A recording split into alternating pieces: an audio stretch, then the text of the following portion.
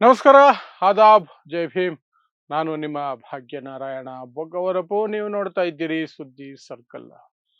ನಿನ್ನೆ ಪ್ರಮಾಣ ವಚನ ಆಯ್ತಲ್ಲ, ಯಾರ್ದು? ಜೋಸೆಫ್ ವಿಜಯ್ದು ತಮಿಳುನಾಡಿನ ಮುಖ್ಯಮಂತ್ರಿಯಾಗಿ ಪ್ರಮಾಣ ವಚನ ಆಯ್ತಲ್ಲ. ಆ ಸಂದರ್ಭದಲ್ಲಿ ರಾಹುಲ್ ಗಾಂಧಿಯು ಸಹ ಉಪಸ್ಥಿತ ಇದ್ದರು, ಯಾಕೆಂದ್ರೆ ಅವರದ್ದು ಪಕ್ಷ ಅಲ್ಲಿ ಸಪೋರ್ಟ್ ಮಾಡ್ತಾ ಇದೆ.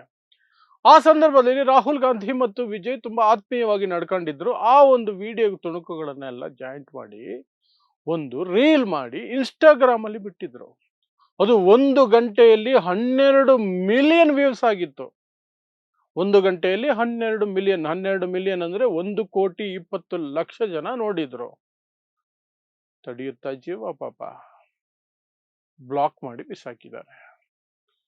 ಬ್ಲಾಕ್ ಮಾಡಿ ಬಿಸಾಕಿದ್ದಾರೆ. ಸರ್ಕಾರನ ಕೇಳಿದ್ರೆ ನಮ್ದೇನು ಇಲ್ಲ ಅದರಲ್ಲಿ, ನಮಗ್ ಗೊತ್ತೇ ಇಲ್ಲ ಏನಾಯ್ತು ಯಾಕಾಯ್ತು, ನಮ್ಮನ್ನ ಯಾಕೆ ಕೇಳ್ತೀರಿ ಅಂತಾರೆ. ಆ ಇನ್ಸ್ಟಾಗ್ರಾಮ್ನ ಮಾತೃ ಸಂಸ್ಥೆ ಮೆಟಾಗೆ ಕೇಳಿದ್ರೆ ನಮಗೇನು ಗೊತ್ತಿಲ್ಲ, ಮೇ ಬಿ ಸರ್ಕಾರದ ಕಡೆಯಿಂದ ಬ್ಲಾಕ್ ಆಗಿರಬೇಕು, ಹೀಗೆ ಕಾಗೆ ಹಾರಿಸ್ತವ್ರೆ. ಸೊ ಏನಿದು ಘಟನೆ, ಏನಾಯ್ತು ಆಕ್ಚುಲ್ ಆಗಿ? ಆ 12 ಮಿಲಿಯನ್ ವ್ಯೂಸ್ ಆಗಿದ್ದಂತಹ ವಿಡಿಯೋ ಮೇಲೆ ಯಾಕೆ ಇವ್ರಿಗೊಂದು ಇಷ್ಟೊಂದು ಸಿಟ್ಟು ಅಥವಾ ಕೋಪ ಅಥವಾ ಅಸೂಯೆ, ವಿವರಿಸುವಂತಹ ಪ್ರಯತ್ನವನ್ನು ಮಾಡ್ತೇನೆ. ಸೊ ನಾನು ಆರಂಭದಲ್ಲಿ ಹೇಳ್ದಂಗೆ ತಮಿಳುನಾಡಿನ ಮುಖ್ಯಮಂತ್ರಿಯಾಗಿ ಜೋಸೆಫ್ ವಿಜಯ್ ನಿನ್ನೆ ಪ್ರಮಾಣ ವಚನವನ್ನು ಸ್ವೀಕರಿಸಿದ್ರು. ಪ್ರಮಾಣ ವಚನ ಕಾರ್ಯಕ್ರಮಕ್ಕೆ ಗಣ್ಯ ವ್ಯಕ್ತಿಗಳೆಲ್ಲ ಬಂದಿದ್ರು. ಅದರಲ್ಲಿ ವಿಶೇಷವಾಗಿ ಆ ವಿಜಯ್ಗೆ ಬೆಂಬಲ ಕೊಡ್ತಿರುವಂತಹ ಮುಖ್ಯವಾದ ಪಕ್ಷಗಳೆಲ್ಲವೂ ಸಹ ಬಂದಿದ್ವು. ಅದರಲ್ಲಿ ದೊಡ್ಡ ಗೆಸ್ಟ್ ಅಂತ ಬಂದಿದ್ದು ಅಂದ್ರೆ ರಾಹುಲ್ ಗಾಂಧಿ. ದೇಶದ ದೇಶದ ವಿಪಕ್ಷ ನಾಯಕ ರಾಹುಲ್ ಗಾಂಧಿ ಬಂದಿದ್ರು. ಸೊ ರಾಹುಲ್ ಗಾಂಧಿ ಜೊತೆಯಲ್ಲಿ ವಿಜಯ್ ಬಹಳ ಆತ್ಮೀಯವಾಗಿ ನಡ್ಕೊಂಡಿದ್ರು. ಇಡೀ ಕ್ರೌಡ್ ಇರುವ ರೀತಿಯಲ್ಲಿ 360 ಡಿಗ್ರಿಯಲ್ಲಿ ಒಂದು ಸೆಲ್ಫಿ ವಿಡಿಯೋನು ತಗೊಂಡಿದ್ರು. ರಾಹುಲ್ ಗಾಂಧಿ ಕೈ ಕೈ ಹಿಡ್ಕೊಂಡು ಮೇಲೆತ್ತಿ ಎಲ್ಲ ಸಂಭ್ರಮ ಪಟ್ಟಿದ್ರು. ಎಲ್ಲ ರೀತಿಯಲ್ಲೂ ಸಹ ಇಬ್ರು ಬಹಳ ಅನ್ಯೋನ್ಯವಾಗಿ ಕಂಡು ಬಂದರು.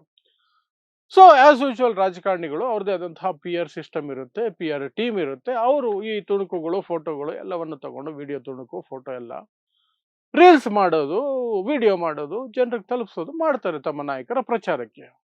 ಅದೇ ರೀತಿ ರಾಹುಲ್ ಗಾಂಧಿಯ ತಂಡ ಸಹ ಒಂದು ಪ್ರಚಾರದ ಭಾಗವಾಗಿ ವಿಜಯ್ ಜೊತೆ ಆತ್ಮೀಯವಾಗಿರುವಂತಹ ಫೋಟೋಗಳು, ವಿಡಿಯೋಗಳು, ತುಣುಕುಗಳು ಎಲ್ಲವನ್ನು ತಗೊಂಡು ಒಂದು ರೀಲ್ ಮಾಡಿ ಇನ್ಸ್ಟಾಗ್ರಾಮ್ ಹಾಕಿದ್ರು. ಅದು ಸಿಕ್ಕಾಪಟ್ಟೆ ವೈರಲ್ ಆಯ್ತು. 1,20,00,000 ಜನ, 12 ಮಿಲಿಯನ್ ವ್ಯೂಸ್ ಒಂದೇ ಗಂಟೆಯಲ್ಲಿ. ಅದು ಅಪ್ಲೋಡ್ ಮಾಡಿದ 1 ಗಂಟೆಯಲ್ಲಿ 1,20,00,000 ವೀಕ್ಷಣೆ ಆಗೋಯ್ತು. ಆ ಕ್ಷಣಕ್ಕೆ ಇದ್ದಕ್ಕಿದ್ದ ಹಾಗೆ ಅದು ಹೋಯ್ತು, ಇನ್ಸ್ಟಾಗ್ರಾಮ್ ಇಂದಾನೆ ಹೋಯ್ತು. ಏನಾಯ್ತು ಎತ್ತಾಯ್ತು ಅಂತ ಹುಡುಕ್ತಾ ಇದ್ರೆ ಪತ್ತೆನೇ ಇಲ್ಲ. ಅದ್ರ ಜೊತೆಗೆ ಇನ್ನೊಂದು ಫೋಟೋ ಹಾಕಿದ್ರು, 46 ಮಿಲಿಯನ್ ವ್ಯೂಸ್ ಆಗಿದೆ ಅದು. 46 ಮಿಲಿಯನ್ ಅಂದ್ರೆ 4,60,00,000 ವ್ಯೂಸ್.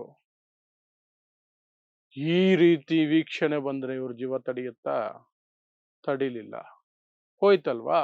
ಹೋದ ತಕ್ಷಣ ಏನ್ ಮಾಡ್ತಾರೆ, ಪಿ ಆರ್ ಟೀಮ್ ಆಗ್ಲಿ ಯಾರೇ ಆಗ್ಲಿ, ನಮ್ಮ ಅಕೌಂಟ್ ಇಂದ ಏನಾದ್ರು ಡಿಲೀಟ್ ಆದ್ರೆ ನಾವು ಫಸ್ಟ್ ಏನ್ ಮಾಡ್ತೀವಿ, ಆ ಸೋಷಿಯಲ್ ಪ್ಲಾಟ್ಫಾರ್ಮ್ ಏನ್ ಸಂಸ್ಥೆ ಇದೆ ಆ ಸಂಸ್ಥೆನ ಕಾಂಟ್ಯಾಕ್ಟ್ ಮಾಡ್ತೀವಿ. ಕಾಂಗ್ರೆಸ್ ಆ ಸಂಸ್ಥೆಯನ್ನ ಕಾಂಟ್ಯಾಕ್ಟ್ ಮಾಡಿದೆ. ಕಾಂಟ್ಯಾಕ್ಟ್ ಮಾಡಿ ಏನ್ರಿ ಯಾಕಾಯ್ತು, ಅದಕ್ಕೆ ವಿಡಿಯೋ ಡಿಲೀಟ್ ಆಗಿದೆ. 1.2 ಮಿಲಿಯನ್ ಆಗಿತ್ತಲ್ಲ, 12 ಮಿಲಿಯನ್ ಆಗಿತ್ತಲ್ಲ, ಸಾರಿ 12 ಮಿಲಿಯನ್ ಆಗಿತ್ತಲ್ಲ ವ್ಯೂಸ್, ಯಾಕೆ ಅದು ದಾಳಿ? ಇಲ್ಲ, ಅದು ನಮಗೆ ಗೊತ್ತಿಲ್ಲ, may be ministry of electronics and information technology ಕಡೆಯಿಂದ ಏನಾದರೂ ಅದನ್ನು ಬ್ಲಾಕ್ ಮಾಡಿಸಿರ್ಬೇಕು. ಮೆಟಾ ಹೇಳ್ತಿರೋದು. ಮೆಟಾ ಯಾವುದು? ಇದರ ಮಾತೃ ಸಂಸ್ಥೆ. ಇನ್ಸ್ಟಾಗ್ರಾಮು, ಫೇಸ್ಬುಕ್ ಇದಕ್ಕೆಲ್ಲ ಮಾತೃ ಸಂಸ್ಥೆ ಮೆಟಾನೆ. ವಾಟ್ಸಪ್ ಎಲ್ಲ ಒಂದೇ ಕಂಪನಿ ಇದೀಗ. ಅವ್ರು ಹೇಳ್ತಾ ಇರೋದು ನಮಗ್ ಗೊತ್ತಿಲ್ಲ, ನಾವು ಮಾಡಿಲ್ಲ, ಅಲ್ಲಿ ಆಗಿರಬಹುದು ಅಂತ. ಆನಂತರ ಅವರು ministry of electronics and information ಟೆಕ್ನಾಲಜಿಗೆ ಕಾಂಟ್ಯಾಕ್ಟ್ ಮಾಡಿದ್ದಾರೆ ಕಾಂಗ್ರೆಸ್ ತಂಡ, ಪಿ ಆರ್ ತಂಡ, ರಾಹುಲ್ ಗಾಂಧಿದು. ಅಲ್ಲಿಂದ ಉತ್ತರ ಬರುತ್ತೆ, ನಮಗೂ ಇದಕ್ಕೆ ಸಂಬಂಧನೇ ಇಲ್ಲ, ನಮ್ಮನ್ನ ಯಾಕೆ ಕೇಳ್ತಾ ಇದ್ದೀರಿ, ನಮಗ್ ಗೊತ್ತಿಲ್ಲ. ಅದು ಮೆಟದವ್ರು ತೆಗೆದಿರ್ಬೇಕು. ನೀವ್ಯಾವುದು ಅಲ್ಲಿನ ಏನೋ ಏನೇನೋ ಇರ್ತಾವಲ್ಲ ಕಂಡೀಷನ್ಸ್, ಅದನ್ನ ನೀವು ನಿಭಾಯಿಸಿರಲ್ಲ, ಅಥವಾ ಅದನ್ನ ಇದು ಮಾಡಿ ಫಾಲೋ ಮಾಡಿರಲ್ಲ ಗೈಡ್ಲೈನ್ಸ್, ಹಾಗಾಗಿ ತೆಗೆದಿರುತ್ತಾರೆ. ನಮ್ಮನ್ನ ಯಾಕೆ ಕೇಳ್ತಾ ಇದ್ದೀರಿ, ನಾವು ತೆಗ್ಸಿಲ್ಲಪ್ಪ ಅಂತ ಇವರು. ಈಗ ಯಾರನ್ನ ಕೇಳೋದು? ಸಂಸ್ಥೆನ ಕೇಳಿದ್ರೆ ಈ ಕಡೆ ಬೆರಳು ತೋರಿಸ್ತಾರೆ ಸರ್ಕಾರದ ಕಡೆ, ಸರ್ಕಾರನ ಕೇಳಿದ್ರೆ ಸಂಸ್ಥೆ ಕಡೆ ಬೆರಳು ತೋರಿಸ್ತಾರೆ, ಪ್ಲಾಟ್ಫಾರ್ಮ್ದು ಸೋಷಿಯಲ್ ಮೀಡಿಯಾ ಪ್ಲಾಟ್ಫಾರ್ಮ್ ಕಡೆಗೆ. ಇಬ್ರು ಒಬ್ರ ಕಡೆಗೆ ಒಬ್ರು ಕೈ ತೋರಿಸ್ತಿರ್ಬೇಕಾದ್ರೆ ಯಾರನ್ನ ಕೇಳೋದು? ಯಾರನ್ನೂ ಕೇಳಕ್ಕಾಗಲ್ಲ. ಅಂದ್ರೆ ಏನರ್ಥ ಅಂದ್ರೆ ಬಾಯಿ ಮುಚ್ಕೊಂಡಿರ್ಬೇಕು ನೀವು. ಅದು ಹೇಗರಿ ನೀವು 1 ಗಂಟೆಯಲ್ಲಿ 12 ಮಿಲಿಯನ್ ವ್ಯೂಸ್ ತಗೊಂಡ್ಬಿಡ್ತೀರಿ. ನರೇಂದ್ರ ಮೋದಿ ಇದು ವಿಡಿಯೋ ಹಾಕಿದ್ರೆ, ಮನ್ ಕಿ ಬಾತ್ ಹಾಕಿದ್ರೆ ಕಮೆಂಟ್ಗಳನ್ನು ಆಫ್ ಮಾಡಿ ಹಾಕೋ ಪರಿಸ್ಥಿತಿ ಬಂದಿದೆ. ಲೈಕು ಡಿಸ್ಲೈಕುಗಳು ನಂಬರ್ ತೋರಿಸ್ತಿರೋ ರೀತಿಯಲ್ಲಿ ನಮಗೆ ಪರಿಸ್ಥಿತಿ ಬಂದಿದೆ. ಹಾಗೆ ನಿಭಾಯಿಸ್ಕೊಂಡು ಸುಮ್ಮನೆ ವಿಡಿಯೋ ಹಾಕಿ ಬಿಡ್ತಾ ಇದ್ದೀವಿ. ಅದು ಸಹ ವೀಕ್ಷಣೆಗಳಾಗ್ತಿಲ್ಲ. 50,000, 30,000, 1,00,000 ಹೀಗೆ ಸಣ್ಣ ಸಣ್ಣ ವೀಕ್ಷಣೆಗಳಾಗ್ತಿದ್ದಾವೆ, ವ್ಯೂಸ್ ಬರ್ತಿದ್ದಾವೆ. ನೀವು 1 ಗಂಟೆಯಲ್ಲಿ 12 ಮಿಲಿಯನ್ ವ್ಯೂಸ್ ತೋರಿಸ್ಬಿಟ್ರೆ ಅವ್ರಿಗೆ ಹೊಟ್ಟೆ ಉರಿದಿರ ಇರುತ್ತಾ? ಮೋದಿ ಸರ್ಕಾರದ ಮುಂದೆ ಹೊಟ್ಟೆ ಉರಿದಿರ್ತದೆ. ಅಸೂಯೆಯಲ್ಲಿ ಕಿತ್ತು ಬಿಸಾಕಿರ್ತದೆ. ಮೆಟಾಗೂ ಗೊತ್ತಿರುತ್ತೆ ಏನಾಯ್ತು ಅಂತ. ಯಾಕಂದ್ರೆ ಮೆಟಾನೇ ತೆಗಿಬೇಕಾಗತ್ತೆ. ಬ್ಲಾಕ್ ಮಾಡಿದ್ರೆ ಮೆಟಾನೇ ಬ್ಲಾಕ್ ಮಾಡಿರ್ಬೇಕಾಗತ್ತೆ. ಸರ್ಕಾರಕ್ಕೆ ಏನಾದ್ರು ಪಾಸ್ವರ್ಡ್ ಎಲ್ಲ ಇರಲ್ಲ ಬ್ಲಾಕ್ ಮಾಡೋದಕ್ಕೆ. ಮೆಟಾ ಕಂಪನಿಯಲ್ಲೇ ಪಾಸ್ವರ್ಡ್ ಇರೋದು.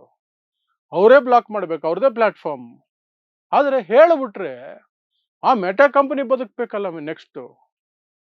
ಹಾಗಾಗಿ ನಮಗ್ ಗೊತ್ತಿಲ್ಲ ಅಂದ್ಬಿಟ್ರೆ ಮುಗೀತಲ್ಲ.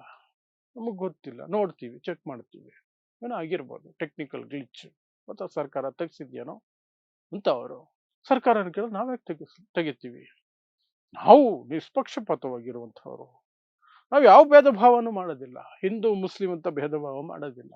ಜಾತಿಗಳ ಆಧಾರದ ಮೇಲೆ ಯಾವುದೇ ರೀತಿ ತಾರತಮ್ಯ ಮಾಡೋದಿಲ್ಲ. ನಮಗದು ಬರೋದೇ ಇಲ್ಲ. ನಾವು ಸಬ್ಕಾ ಸಾಥ್ ಸಬ್ಕಾ ವಿಕಾಸ್, ಸಬ್ಕಾ ಸಾಥ್ ಸಬ್ಕಾ ವಿಕಾಸ್ ಮಂತ್ರದಲ್ಲಿ ಬದುಕೋರು ನಾವು. ನಾವ್ಯಾಕ್ರಿ ಆ ಥರ ಮಾಡ್ತೀವಿ ಅಂತ ಮೋದಿ ಸರ್ಕಾರ ಅವರು ಡೈಲಾಗ್ ಅವ್ರು ಹೊಡ್ಕೊಂಡಿದ್ದಾರೆ. ಒಟ್ನಲ್ಲಿ ಜನರಿಗೆ ತಲುಪುತ್ತೆ ಅನ್ನುವಂಥದ್ದು ಏನೇ ಇದ್ರೂ ಸಹ ವಿರೋಧ ಪಕ್ಷದ ಕಡೆಗಳಿಂದ, ಯಾವುದೇ ವಿರೋಧ ಪಕ್ಷ ಆಗಿರ್ಬೋದು, ಅದನ್ನ ತಲುಪದೇ ಇರೋ ರೀತಿಯಲ್ಲಿ ಏನ್ ಮಾಡಬೇಕು ಅನ್ನೋದನ್ನ ನಾಚಿಕೆ, ಮಾನ, ಮರ್ಯಾದೆ ಯಾವುದೂ ಇಲ್ಲದೆ ನಿರ್ದಾಕ್ಷಿಣ್ಯವಾಗಿ ಮಾಡ್ತೀವಿ ನಾವು ಅನ್ನೋದಕ್ಕೆ ಇದೊಂದು ಉದಾಹರಣೆ. ಹೆಚ್ಚು ವ್ಯೂಸ್ ಪಡ್ಕೊಂಡ್ಬಿಟ್ರೆ ನಾವು ಅಲ್ಲಿಗೆ ಕಟ್ ಮಾಡಿಬಿಡ್ತೀವಿ. ಆಮೇಲೆ ಏನ್ ಕಿತ್ಕೊಳ್ತೀರಿ? ಮಾಡ್ಕೊಳ್ಳಿ, ನಿಮ್ ಕೈಲಾಗಿದ್ದು ನೀವು ಮಾಡ್ಕೊಳ್ಳಿ. ಇದು ಈ ದೇಶದ ಸದ್ಯದ ಪರಿಸ್ಥಿತಿ. ಅದಕ್ಕೊಂದು ಡಿಪಾರ್ಟ್ಮೆಂಟು, ಒಂದು ಮಿನಿಸ್ಟ್ರಿ, ನಾಚಿಕೆಗೇಡು ಅಷ್ಟೇ. ಸೊ ಇದಿಷ್ಟು ರಾಹುಲ್ ಗಾಂಧಿಯ ರೀಲ್ಸ್ ವಿಜಯ್ ಜೊತೆ, ಜೋಸೆಫ್ ವಿಜಯ್ ಜೊತೆ ಇದ್ದಂತಹ ರೀಲ್ಸ್. 12 ಮಿಲಿಯನ್ ವ್ಯೂಸ್ 1 ಗಂಟೆಯಲ್ಲಿ ಆದ ತಕ್ಷಣ ಮಾಯ ಆಗಿರೋದು, ಬ್ಲಾಕ್ ಆಗಿರೋದು, ಮತ್ತು ಅದಕ್ಕೆ ಸಂಬಂಧಪಟ್ಟಂತೆ ಇಲ್ಲಿಯವರೆಗೆ ಬಂದಿರುವಂತಹ ಪ್ರತಿಕ್ರಿಯೆಗಳು ಮತ್ತು ನನ್ನ ವಿಶ್ಲೇಷಣೆ. ಇಂತಹದೇ ವಿಶೇಷ ಸುದ್ದಿಗಳಿಗಾಗಿ ನೋಡ್ತಾ ಇರಿ ಸುದ್ದಿ ಸರ್ಕಲ್. ನಾನು ನಿಮ್ಮ ಭಾಗ್ಯನಾರಾಯಣ ಬೊಗವರಪು.